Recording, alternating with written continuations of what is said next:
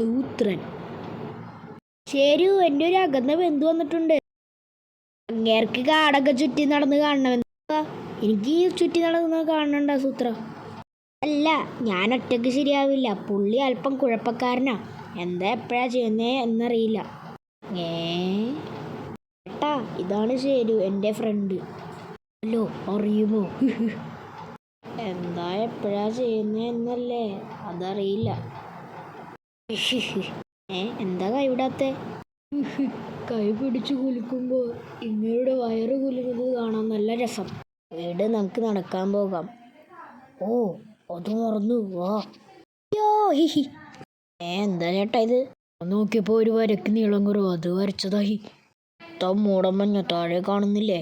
പണ്ട് വരെ നിറയെ വെള്ളമായിരുന്നു. അങ്ങ് കുളിച്ചിട്ട് വാ.